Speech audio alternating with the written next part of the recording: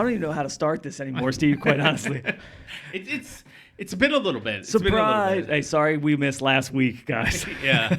Sorry we missed last week and maybe the week before that. So, Steve, well, first off, allow me to reintroduce myself. I'm James from Baltimore's Best Podcast, a.k.a. Inappropriate, and I am sitting across the famous Steve. hello. I'm the famous Steve, and I am the other side of Inappropriate with Jim and Steve. And we just like to welcome you all back because it's been a minute. Steve, do you know about how long it's actually been? A week? Maybe 2. It's been 4 months. It does not feel like it's been 4 months. We have not kept up on our side of the contract for this podcast recently. Yes. And for all of you that have been checking to see if we posted a new episode, thank you. Here's one thing that matters to nobody but, I guess, you or I. Some of the motivation comes from people like messaging us or commenting or whatever. Hey, good show, or like you fucked this up, or like whatever it was. Yes. Just like the small community that we had that kind of lets us know whether the episode sucked or it was great or whatever. But then also, we as, the content creator, I like to see that we're growing. Mm-hmm. The platform that we use doesn't matter to anybody, but would take most of the other platforms and combine them into the statistics and the analytics, and we could say, okay, we have a lot of people listen to us from Apple or Spotify or whatever it was. We could see where we were growing, how many listens, and then I think 2 months ago or maybe 3 months ago, that all stopped. So now that platform that we use only gives us the statistics from that one platform, which is Spotify. Yeah. And it is so completely demoralizing because it was already confusing enough to try to find out how many listeners we have. Because as a podcaster, you really don't know. And now, at least some of it was in one platform. And then I would have to go off to all the specific other platforms to see and then manually add it all together and try. And now every single platform we would have to go in to see our listeners. That sucks. And I'm not doing that. That could be, there's our $1 million idea. I'm sure there's companies that will combine it all for you for a fee. They're probably the ones that email us all the time. They tell us we're in the top 50, top this or top this, top comedy. So I don't know. So at this point, to keep us going, it would be nice either to leave a comment on whatever platform, Apple or Spotify, your best, or if we fucked up, comment there. Or if you like the segment, comment there. I don't know. Because I have no idea who's listening. We could be talking to the fucking void right now. It could just be you and I just having a conversation. All right, I just wanted to get that off my chest. Not that matters to anybody else. So, Steve, what the hell have you been doing for 4 months? I haven't really been doing much. Well, it was your fault that we... Why is it my fault? That we stopped. Well, because my kid's sick. Oh, yeah. And then I was like, okay, well, next week. And then I was like, oh, my other kid is sick. I was like, oh, okay, well, next week. And then it's like, oh, my wife is sick. I gotta. And then it was like, I'm sick. And I was like, well, dude, that was like a month. One kid got sick. The next kid got sick. And it was all spaced out. Well, then I was like, well, just let me know when you want to record. Yeah. We had like this quick conversation, and you're like, all right. So I was just sitting waiting for you. And I was like, I'm not going to bother him because he has a whole town of sickness over there. Yeah. And then I don't know, 2 weeks passed. I'm like, this motherfucker, are they still sick? So then I messaged you about it, and you're like, oh, I didn't want to bother you because of the movie. And I'm like, dude. And then I got too busy because of the movie. Then here we are. Here we are. So do you know when I talk to my therapist, one of the big things she always talks to me about is my communication level. Yeah, it's lacking. It's lacking. To where I get it in my own head that, oh, this person's busy, I'm not gonna bother them, and I just don't say anything. She's like, do you know that you could alleviate all that thing? No one cares the fact that if you just reach out and say, hey, right, like just a touch base kind of thing, and then it's just like fucking, and then I'm like, oh yeah, and it never dawns on me. See, and I think Steve just doesn't like me anymore. That's how I read it. I mean, that's true. But the big news is you. What have you been up to, James? If anybody follows the Instagram page, ESA Movie, finally we got to film the movie. It was very impressive because I showed up one day. Yes, you did. I showed up one day to watch. It's one of the house scenes. It's one of the house scenes, and it was like you go in, and it's here it is, like my buddy of 20 years or whatever, and you're like, I'm gonna go in here, and I'm gonna have to be like, dude, this is awesome. When really, in actuality, I'm like, what the fuck is going on? And like you're running around with an iPhone, like recording stuff. Like it would have been like you did in elementary school when you record stuff with your friends. First off, I'm sorry to hijack this for a minute. No, go. I like to hear other people's perspective. So I text you and say, hey, I'm coming up. I park and I walk over to the house that you were filming in. You had like U-Haul trucks outside, and I was like, man, this looks like a real movie's being filmed here. And then you had the section of the house that you were filming in, and then you had the other half of the house, the green room. It was where the food was, where people were hanging out. So I walked in that room because I was like, I walked in, and there's like all these people like sitting around in there, and I said, hey, is James in here? Like clearly I could see the fucking whole room. I knew you weren't in there, but I didn't want to like barge into anything. And they're like, oh, no, you can go over to the house. Then you could go over to the house, and they're setting up the shot, so you're good to walk in. So I was just like, all right, I'll just mosey on over there. Then I walked in, and it was so fucking impressive. You had fucking monitor, like there was a monitor on, like right by the door where I walked in. There's this huge ass fucking camera on the other side, and then I see like Jim Joe and Steve, the guys playing Jim Joe and Steve on the couch. Then I see like all these people over there. On the other side and around, and then I saw Kyle.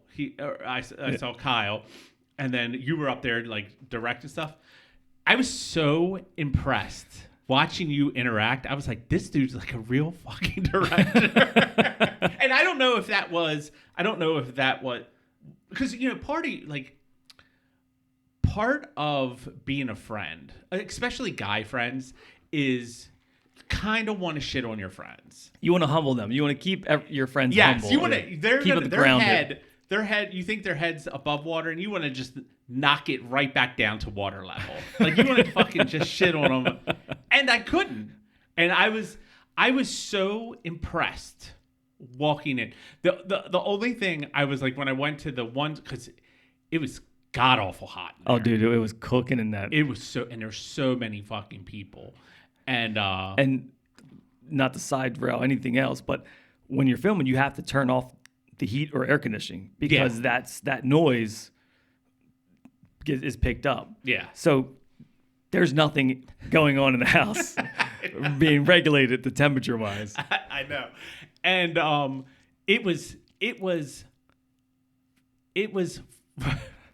fucking crazy. Like it was crazy to see. The one thing though, I was like, I walked over to the other side and people were like eating, like you got pizza or whatever for people and they were eating. Right. And I was I was like, all these fucking people standing around, they should clean this shit up. I was like, there's shit everywhere. And I knew the like scene was supposed to have shit everywhere. Right. But I was like, there ain't gotta be shit over here. And I was like, because my daughter Caitlin was working with you. Yes, she was. And then I was being like, you should clean this shit up.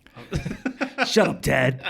I know. And she did tell me when I came in and then you were like, you like introduced me to everybody. She was like, I was kind of hoping that it was just like, yeah, this is the real Steve. And then, this is the real Steve. But then you did like, that's Caitlin's dad. And she got so fucking embarrassed. I don't think anybody. Nobody cared, but it's right. probably. But I was totally impressed. And then the one thing that was funny with when you're talking about it, you're like, yeah, we'll go into a scene where you guys face fuck Steve. And I'm standing next to my daughter. I tried to stay out of my comfort zone. You know what I mean? Like, I'm doing it legit. I'm having all legit equipment. Like, there was 75 people. Not. I think there was like maybe 40 people that day. Yeah. But there was 75 people that helped with this thing. And I didn't cut any corners. Like, It did not look like that. And then unfortunately I couldn't do the big, I couldn't, because the concert I was in scene. PA, but from the people that I knew that showed up to it, they were all totally impressed. I think I told you that, like Han, they were blown away how much it is. And then like Han was said that he was like, I wanted to talk to Jim, but I was like, he was so busy. I was like, I didn't even want to approach him. It was tough. I was hoping that there was going to be a little bit more downtime, but it just takes fucking forever to do anything, because everything you can't just say, all right, let's move the camera here, because then the lighting has to change. The actors have to change. Like, there's so many people. And the day that you were filming, what's so funny is how art imitates life, or life imitates art. However, the character who played Joe, actor named Steve Gamble, fucking phenomenal actor, but he's hairy like Joe, and he's a sweater, which you cannot account for that. So he had on a medium gray wife beater, or athletic tee, whatever you want to call it. Filming that scene took 4 hours plus. And it's hot. So he is sweating through the wife beater. Yeah. And the continuity between takes, you can't have like one take where it's super sweaty, and then the next cut he's dry, and then sweaty and dry. So the only thing we could come up with is we had to spray down his shirt so that it was dark gray the whole time. So like we sprayed his shirt with water. I did notice how he was like he was sweating. Like, it just looked like it, but I was just like, that's a smart way. It was either that or send somebody out to go get 10 or 12 pack of wife beaters and then just change drying them as you go. So it was like, okay, and that was our makeup lady said, why don't we do that? And she was fucking phenomenal. Yeah, I heard that's what. And Kate was part. She was teaching Kate. Yeah, she said she was like she was really good. She was, and it was like almost an accidental. We needed somebody for makeup. We couldn't find somebody, and then I was like, I gotta hire somebody that's going to be good, because at first I was like, well, they're stoners. They don't really need to be not a lot of makeup or this that. Couldn't be further from the truth, man. Like they need more because the lights are so hot. Yeah, and you need somebody that's going to keep taking the shine off the face. So it's like more makeup, and just make sure everything looks good. You know what was one of the most impressive things like I saw, which was it makes total sense that you had this, but it's just like it was just interesting because like when you see how movies get made, kind of thing. You had these monitors. Then you had someone that would like write something down. The scripty. And she would write stuff down, and then in between takes, she would say, "This needs to move. This needs to move," to reset like the pizza box shifted a little bit, and you need to move it back, and the slices of pizza have to be, and like that attention to detail is fucking crazy. She was phenomenal. And so she was doing like a double duty, like on set they call her scripty, like so she's continuity supervisor, so she's doing that and making sure like, oh, the last take the pizza was slightly angled more, or the pizza box got nudged, or that whatever it was, she would just stare at not necessarily what was going on, but only how it looked on the screen and where shit needed to be. And she was on point. And then she didn't move the stuff. You then had another guy whose job it was to move it. And that was set design. Fucking crazy. It's a lot of people involved, man. A lot of people, yeah. It really was insane. And not only like for Scripty, she writes down timestamps of the takes, how long this take was, and then she either gauges my reaction or she asks me after each take, did you like that one?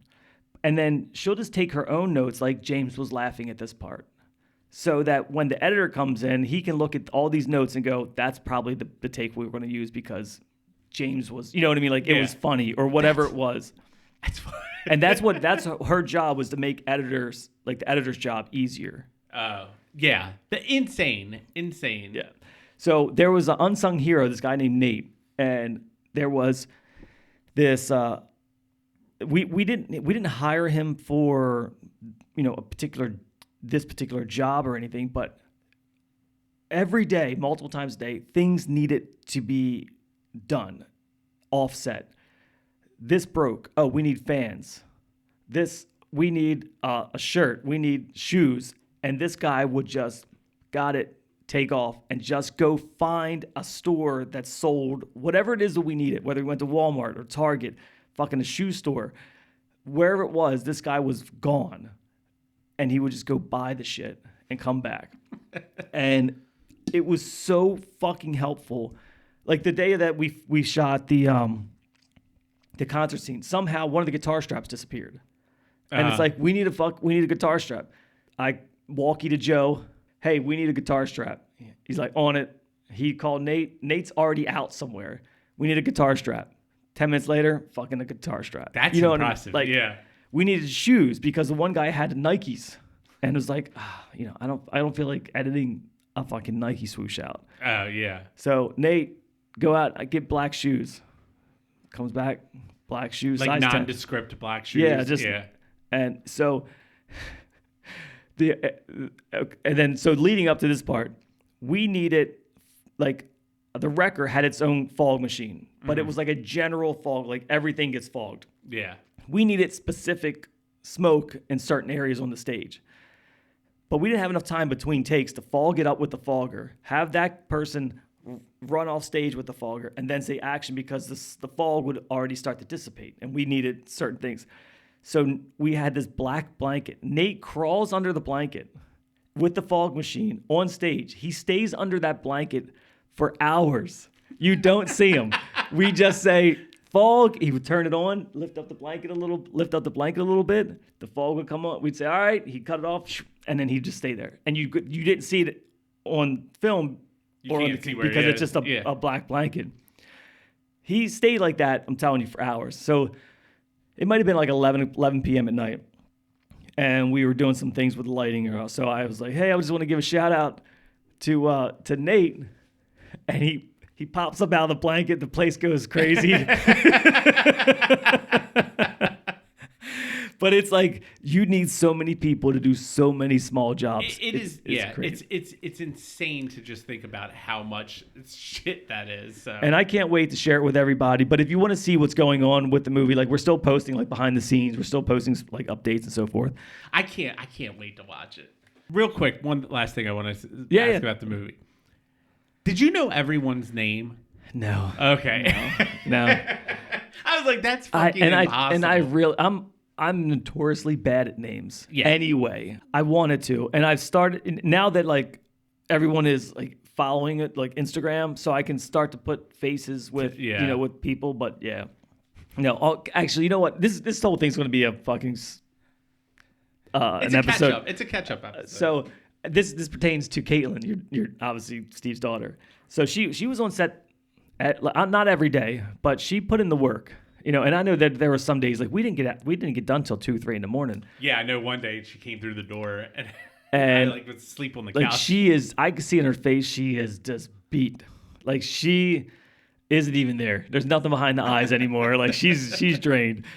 But the last day we were filming in particular, it was a long day. We had to film up in Aberdeen on the street, and then we had to drive down to Potomac Pizza where we filmed the pizza shop scene. And she was there. Like she didn't go up to Aberdeen, but she was there. And I think people started getting there about 4.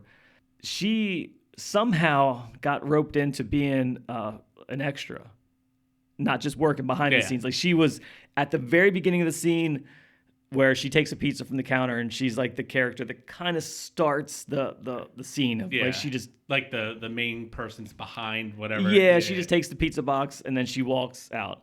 So of course you have to do that a million different times. And then we had in the industry they call it flipping the world. So when you're now from one angle, now you're going from a 180 with the camera. So all the lighting has to shift. Yeah. So that takes 45 minutes plus. So it was already getting late. It was already probably 2. Maybe 1, 2, and it was like, hey, Kate, it sucks, but I need you for like soon when we flip the world. Give me 1 take, and then after that you're good. And she was like, okay, So she's waiting. We flip the world. Now it's like maybe 2, 3. We do the take, and then now we're getting into everything else. I don't think about Kate after that because I've already had the conversation. Like I just need you for 1 more. Yeah. And I just assumed she went home. And then we got done at like 5 a.m. And everyone's clapping, like everyone's drained, but the final take, everyone's clap. And then everyone's kind of crammed in the back of the pizza shop. So everybody starts kind of filling in, where we were filming because now we're starting to clean up. And I just see Kate with her head down at a table. She's been sleeping for like the last 2 hours. And she like kind of sits up and I'm like, Kate, what the fuck are you still doing here? She was like, oh, I don't know. I'm like, dude, like, I told you could leave. She was like, that's all right. And I'm like, what the fuck? Like, I felt horrible. Yeah. Like, I'm like, was that on me? Did she just want to hang around? Because I know, like, she was done. Like, she left we were at the beach, and she left from the beach, got home, and then went over to Potomac Pizza or whatever. So I felt like shit. I'm like, oh God, I'm gonna hear about it. But she wasn't like the final picture. But it was like, I think that's probably what she was trying to like hang out for. Maybe, but it was like she was buried in the back corner at like a high top table, just sleeping. But I'm like, it's been probably 2-3 hours since then. Like, holy shit. Funny. But man, it was good. It was a lot of fun. The actors were great. The goat was sort of uncooperative, but we got all the shots we needed.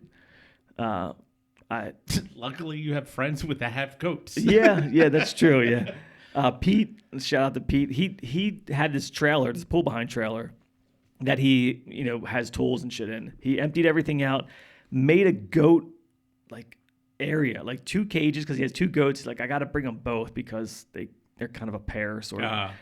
It was all filled with straw on the floor of it. You know what I mean? Like he had his cages and he had toys in it for him or whatever. And I tell you, Pete was a trooper too because I know he didn't like. It's one thing when you're working 15 hours and you're part of it, but it's another thing where you're waiting around for 6 or 7 hours, and then it's like, all right, now we need you. Yeah, it's like, fuck, But man, everybody fucking did their part, and I mean, I could talk for hours about just everyone's job that you don't even think is part of a movie. Like we had a transportation supervisor, and I was like, what the fuck? Why do we need that? And they're like, we're gonna need one, and we did. Like where we were at the Airbnb, like you couldn't park in the 40 people. Everyone's driving. Yeah, because you had to park down the street. You had to park down the street. We had 2 spots. You could park at we had a deal with there's a supermarket. I think it's a Weiss or something. Yeah. And then there was a church up the street, which we had we struck a deal with to be able to park overnight. But there was sort of a far walk. So we had somebody that just transported people from the church to the house. That's insane. And when they wanted to leave, they got in their car and drove them back. Like, it was just... Yeah. That's just... You never think of something like that. So the logistics of it. Yeah, so. everything is... I mean, on a 15-hour day, we had everything down to a minute. Yeah. And like out of 7 days straight filming, we filmed 7 days straight. Like literally everything from, here's our morning meeting for 10 minutes. We give 45 minutes to set up. This, like, everything is like from 8 to 8:45, from 8:45 to 9. Mm-hmm. Every second of your day is planned out for 15 hours. Yeah. And if somebody fucks it up, that fucks everything else right. up. And nobody, if the crew thinks, all right, we're wrapping at 2:30 a.m. At 2:30, they want to fucking leave because they've been there all fucking day. So if you're running late, everyone's pissed. Out of 7 days filming, one day we were late by 3 minutes. That's impressive. Very impressive. Like that is like one of the things I'm most proud of. And that was the last day, the Potomac Pizza scene, because the one actor was like, I think we should get one shot of me saying this. Mm-hmm. And it was like, okay, you already said it off screen, but okay, like what's there's no big deal. So we took 3 takes of that, which took us over 3 minutes. Yeah. Good job, buddy. Yeah. All right, Steve, I don't know how long this episode is going to be, but it was good catching up and letting everybody know, like, we weren't just sitting around doing nothing. We didn't die. And this whole time we were talking back and forth, like, we can't end it here. Like, I miss it. Like, even though, like, I was busy and you were doing your thing, like, we kept saying, I miss sitting in this room. And like, I miss creating the podcast. So for everyone that stood by and are just waiting, appreciate it. I feel like the number one rule in content creation, when you're doing YouTube or podcast or whatever the hell you're doing, Reels, TikToks, is consistency. Yep. And as soon as you break that consistency, you lose your entire audience.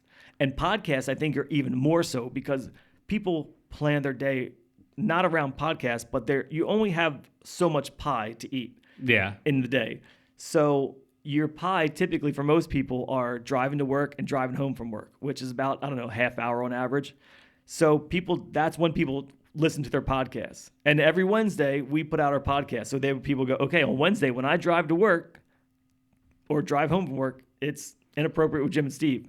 Now that we didn't have that immediately gets replaced with another podcast. Yeah. So like we fall off of people's radar. We have to fight and claw. Now we gotta get your acceptance back. Yeah. So if you are listening, share this to all the other people that you knew that were listening before and say, hey, they're back, baby. And we will be back next week. We'll be back next week. And hopefully this is the start of the beginning of the old. Yes. We promise to you we will be better. Steve, I thought we were going to get to it today, but I have this game, this bit that you don't know about, and I need. It's going to be awesome. All right.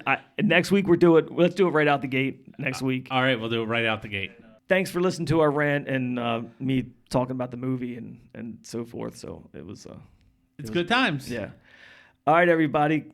I'd say follow us on the socials. I don't even know if we have a social anymore. Like, we probably lost all of our followers on Instagram, but we do actually still have an Instagram. So go and maybe I'll post some shit and go over to ESA while you're on Instagram at ESA Movie and follow the movie page so you can find out when it's released and help support it. I'm Jim. I'm Steve. And we are Baltimore's best podcast, Inappropriate. See ya.